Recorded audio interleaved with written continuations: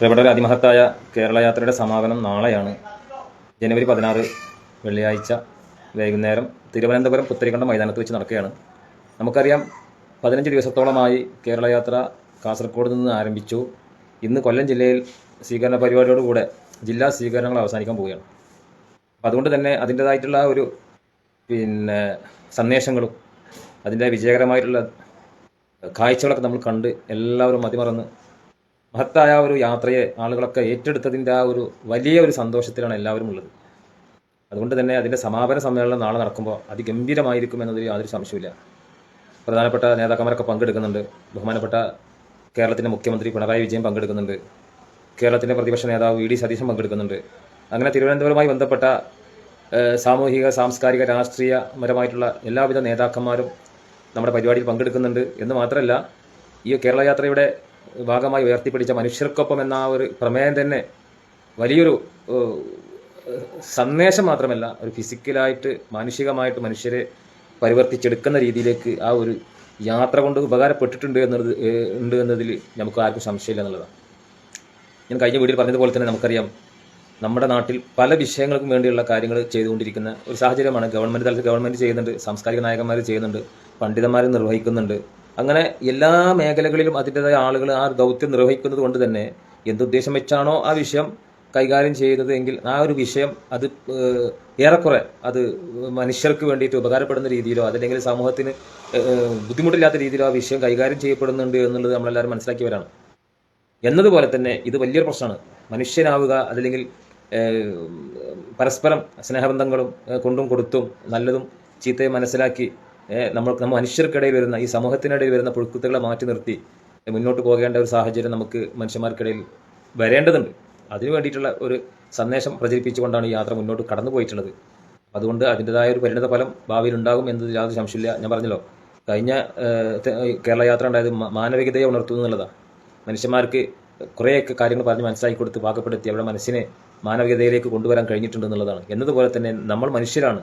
നമ്മൾ മനുഷ്യരായി ജീവിക്കുമ്പോൾ മാത്രമാണ് നമ്മുടെ സഹജീവികൾക്കും നമ്മുടെ രാജ്യത്തിനും നമ്മുടെ നാടിനൊക്കെ അതിൻ്റെ ഗുണമുണ്ടാവുകയുള്ളൂ. അതല്ലാതെ എങ്ങനെയെങ്കിലും ജീവിക്കുക എന്നുള്ള രീതി ഒരിക്കലും ശരിയല്ല എന്നുള്ളതാണ്. അത് നമ്മുടെ എല്ലാ കാര്യത്തിലും, നമ്മുടെ ജീവിതത്തിൽ നമ്മൾ ഒരുപാട് കാര്യങ്ങൾ ചെയ്തുകൊണ്ടിരിക്കുന്ന ആളുകളാണ്. നമ്മുടെ വിവാഹബന്ധത്തിൽ, നമ്മുടെ കുടുംബജീവിതത്തിൽ, നമ്മുടെ സാംസ്കാരികമായ ഇടപെടലുകളിൽ, നമ്മുടെ ബിസിനസ്സുകളിൽ, നമ്മുടെ മറ്റ് സമ്മേളനങ്ങളാവട്ടെ, നമ്മുടെ എന്ത് കാഴ്ചപ്പാടുകളാവട്ടെ, അതിലൊക്കെ അതിൻ്റെതായിട്ടുള്ള നമ്മുടെ കാഴ്ചപ്പാട് വേണമെന്ന് പറഞ്ഞു കഴിഞ്ഞാൽ അത് മാനുഷിക മൂല്യങ്ങൾ ഉയർത്തിപ്പിടിച്ചുകൊണ്ടുള്ളതായിരിക്കണം. അതുകൊണ്ട് തന്നെ ആ വിഷയത്തിൽ അതിൻ്റെതായിട്ടുള്ള കാര്യഗൗരവത്തിൽ കാര്യങ്ങൾ മുന്നോട്ട് പോകുക എന്നുള്ളതാണ്.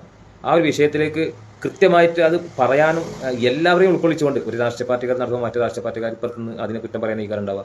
പക്ഷെ ആ നിലക്കല്ല. ഇവിടെ ബഹുമാനപ്പെട്ട എ പി ഉസ്താദ്, പണ്ഡിതന്മാരും, സമസ്ത നേതാക്കൾ, സമസ്തയുടെ ലക്ഷ്യം എന്ന് പറയുന്നത് തന്നെ ഭിന്നിപ്പും അതല്ലെങ്കിൽ തീവ്രവാദമോ അതല്ലെങ്കിൽ ഭീകരവാദമോ അല്ല, മനുഷ്യനായിട്ട് കാണുവാനും ആ മനുഷ്യർക്ക് നന്മയുടെ സന്ദേശങ്ങൾ എത്തിച്ചു കൊടുക്കുക എന്നുള്ള ഒരു കാഴ്ചപ്പാടിലാണ് ഈ ഒരു സമസ്ത എന്ന പ്രസ്ഥാനം, ഒരു സംഘടനാ രൂപത്തിൽ ഇവിടെ വന്നിട്ടുള്ളത്. ഇത് മുമ്പും ഉണ്ടായിട്ടുണ്ട്. നമുക്കറിയാം, മുൻഗാമികളായിട്ടുള്ള 100 വർഷങ്ങൾക്ക് മുമ്പും ഇസ്ലാമുണ്ട്. വർഷങ്ങളോളം, 10,000-കണക്കിന് വർഷങ്ങളോളം പഴക്കമുള്ള ലോകത്ത് എല്ലാ നന്മയുടെ സന്ദേശങ്ങളും ഇസ്ലാമിക പ്രവാചകന്മാരായിട്ടും ഇസ്ലാമിക പണ്ഡിതന്മാരായിട്ടും മഹാന്മാരായിട്ടും നമുക്ക് എത്തിച്ചേർന്നിട്ടുണ്ട്. അപ്പോൾ അതിൻ്റെ ഇന്നത്തെ രൂപമാണ് സംഘടനാ തലത്തിലും കൂട്ടായ്മ തലത്തിലും ഈ സമസ്ത എന്ന മഹാപ്രസ്ഥാനം നിർവഹിച്ചുകൊണ്ടിരിക്കുന്നത്. അത് നമുക്കറിയാം, നമുക്ക് മനസ്സിലാകുന്ന കാര്യങ്ങളാണ്. അവർ വിദ്യാഭ്യാസ സ്ഥാപനങ്ങൾ നടത്തുന്നുണ്ട്, മതപാഠശാലകൾ നടത്തുന്നുണ്ട്, പബ്ലിക്കിൽ അതിൻ്റെതായിട്ടുള്ള സന്ദേശങ്ങൾ നടത്തുന്നുണ്ട്. ഇതിലൂടെയൊക്കെ ജനങ്ങൾക്ക് കിട്ടുന്നത് നന്മയാർന്ന സന്ദേശങ്ങളാണ്. മനുഷ്യനായി ജീവിക്കുക, നല്ലവരായി ജീവിക്കുക, അതല്ലെങ്കിൽ മനുഷ്യത്വമുള്ളവരായി വളരുക എന്നുള്ളത് മാത്രമാണ്. അത് ആരും അംഗീകരിച്ചോ ഇല്ലെന്നുള്ളതല്ല, അത് നമ്മൾ പറഞ്ഞുകൊണ്ടേയിരിക്കുക എന്നുള്ളതാണ്. ആ ഒരു കർത്തവ്യം നിർവഹിച്ചു കൊണ്ടിരിക്കുന്ന ഈ മഹാസംഘടനയായിട്ട് സമസ്ത, ആ സമസ്തയുടെ 100ാം വാർഷികം വരുമ്പോൾ അതിനൊന്നുകൂടി കാര്യഗൗരവത്തോടുകൂടെ സമൂഹത്തിലേക്ക് ഇറങ്ങേണ്ടതുണ്ട്. ആ ഒരു കാഴ്ചപ്പാടിലൂടെയാണ് ഈ യാത്ര മുന്നോട്ട് പോയിട്ടുള്ളത്. അപ്പോൾ അതുകൊണ്ട് തന്നെ ആ ഒരു വിഷയത്തിൽ വളരെ വിജയകരമായിട്ട് മുന്നേറാൻ 1ാം ഘട്ടത്തിൽ കഴിഞ്ഞിട്ടുണ്ട് എന്നുള്ളതാണ്. ഇനി സമ്മേളനങ്ങൾ വരാനുണ്ട്. എല്ലാ വിഷയത്തിലും നിങ്ങളുടെ സഹകരണങ്ങൾ വേണം. ഇന്ന് നാളെ തിരുവനന്തപുരത്ത് നടക്കുന്ന ആ മഹാസംഗമത്തിൽ എല്ലാവരും പങ്കാളികളാവണം. അത് ഒരു മനുഷ്യന്മാർക്ക് മാനസികമായിട്ടുള്ള ചിന്തിക്കുന്ന എല്ലാവർക്കും ഒരു സന്തോഷകരമായിട്ടുള്ള ഒരു സംഭവമായി മാറാനും നല്ലൊരു സന്ദേശം ലഭിക്കുന്ന ഭാഷണങ്ങളും വേദിയും ഒക്കെ ആയി മാറാൻ കഴിയട്ടെ എന്നുകൂടി ആശംസിച്ചുകൊണ്ട് നിർത്തുകയാണ്. ഏതായാലും കേരള യാത്ര നയിച്ച എല്ലാവർക്കും നന്ദിയും കടപ്പാടും അഭിനന്ദനങ്ങൾ അറിയിക്കണം. നാളെ അതിൻ്റെ സമാപനമാണ്. വിജയകരമാകും എന്ന് തന്നെയാണ് നമ്മൾ ആഗ്രഹിക്കുന്നത്. തിരുവനന്തപുരത്തുള്ള നമ്മുടെ പ്രവർത്തകരൊക്കെ നിർദ്ദേശം നമുക്ക് തന്നുകൊണ്ടിരിക്കുകയാണ്. ഏതായാലും എല്ലാ ഒരുക്കങ്ങളും അവർ ചെയ്തുകൊണ്ടിരിക്കുകയാണെന്നുള്ളതാണ് അറിയാൻ കഴിഞ്ഞിട്ടുള്ളത്. ആ പ്രവർത്തകർക്ക് അള്ളാഹു ദീർഘായുസ്സും ആഫിയത്തും ആരോഗ്യം പ്രദാനം ചെയ്യട്ടെ. അവരുടെ എല്ലാ പ്രവർത്തനങ്ങളും വിജയകരമായിരിക്കട്ടെ.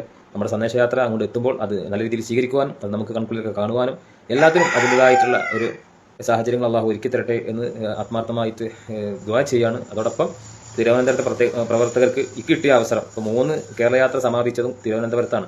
അതുകൊണ്ട് തന്നെ തിരുവനന്തപുരത്തെ നമ്മുടെ പ്രവർത്തകർക്ക് വലിയ ഒരു സന്തോഷകരമായ നിമിഷമാണ്, വലിയ ഭാഗ്യവാന്മാരാണ് എന്നുള്ളതിൽ പറയാതിരിക്കാൻ വയ്യ. കാരണം ഈ മഹാപണ്ഡിതന്മാരുടെ എല്ലാവിധ യാത്രകളും അവിടെ അവസാനിച്ചുകൊണ്ട് അവിടെ അവരെ സ്വീകരിക്കുവാനും അവർക്ക് അവിടെ വേദിയൊരുക്കുവാനൊക്കെ കഴിയും എന്നത് കഴിഞ്ഞ കാലങ്ങളിൽ അങ്ങനെയാണ്, ഇനിയുള്ളതും അങ്ങനെ തന്നെയാണ്. അപ്പോൾ അതിനൊക്കെ അവർക്ക് അവസരം കിട്ടിയിട്ടുണ്ട്. അതൊക്കെ വലിയൊരു കാര്യമായിട്ട് തന്നെയാണ് നമ്മൾ കാണുന്നത്. അതിനൊക്കെ അവർ മഹാഭാഗ്യവാന്മാരാണ്. അവർക്കൊക്കെ അള്ളാഹു ഖൈറും ബർക്കത്തും പ്രദാനം ചെയ്തിട്ട് വീണ്ടും ദുആ ചെയ്യാണ്. നമ്മുടെ പരിപാടി വിജയത്തിൽ എല്ലാവരും തയ്യാറാകുക ഇൻഷാ അല്ലാഹ്.